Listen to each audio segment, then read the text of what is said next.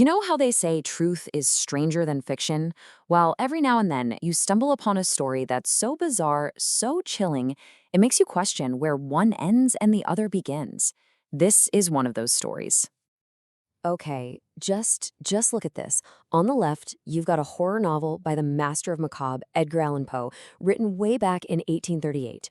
And on the right, a real-life event that happened 46 years later, a shipwreck, four survivors, a horrifying act of cannibalism, and the victim's name is Richard Parker.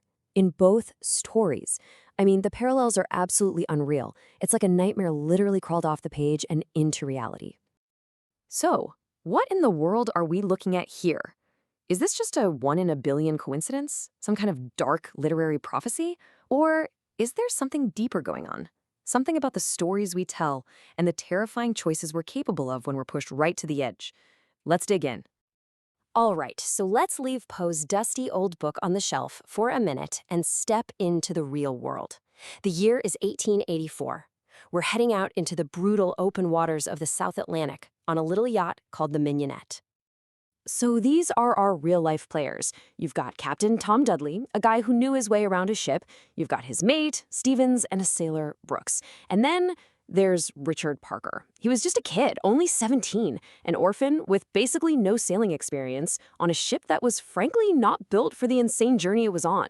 Just like in Poe's novel, we have four men who are about to find themselves in a world of trouble.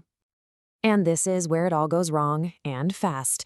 Day 1, the Mignonette sinks. They get away in a tiny lifeboat with almost nothing, just a couple tins of turnips.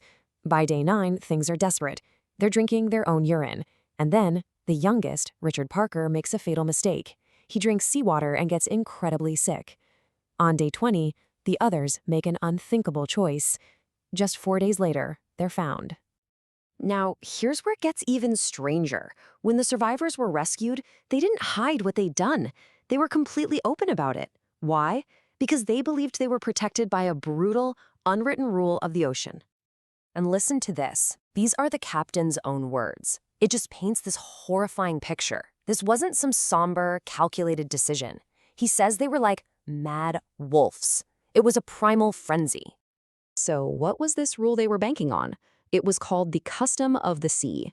The idea was that in a hopeless situation, it was better for one person to die so that everyone else could live.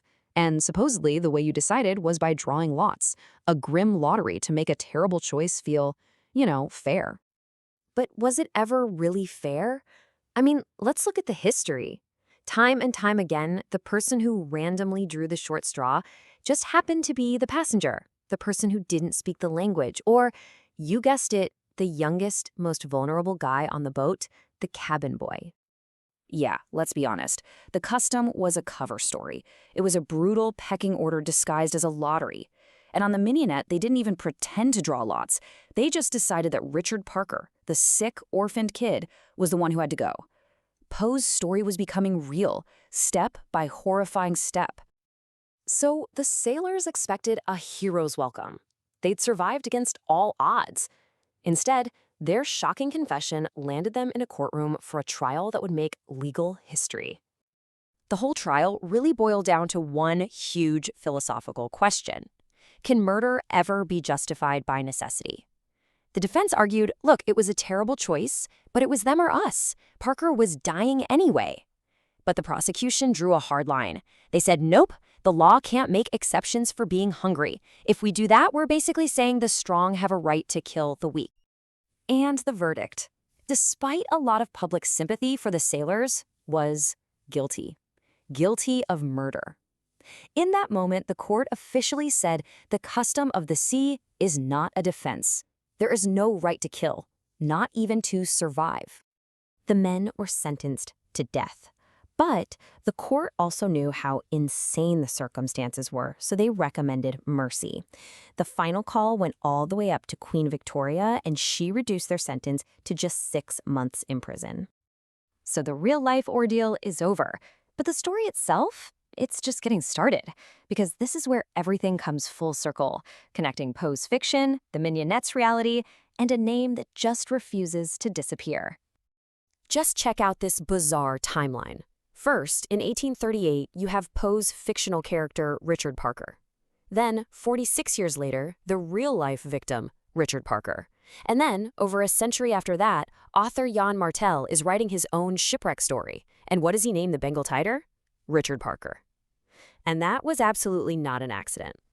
Martel himself said he was haunted by this strange historical echo.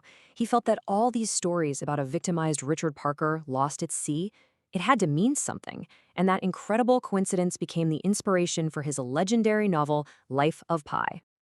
And this brings us right to the heart of Life of Pi. At the end of the book, Pi tells two stories. One is this unbelievable, fantastic tale of surviving on a lifeboat with a tiger. The other is a short, brutal, horrific story of human violence and cannibalism. And then he asks a simple question: which story do you prefer?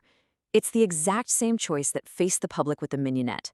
The sailors had their preferred story, the custom of the sea, but the law chose a much uglier truth. So that's the question we're left with. From a fictional horror story to a real-life trial to a modern masterpiece, we're forced to think about the stories we tell ourselves to cope with the unbearable. So which story really is better? The one that's factually true, or the one that helps us survive?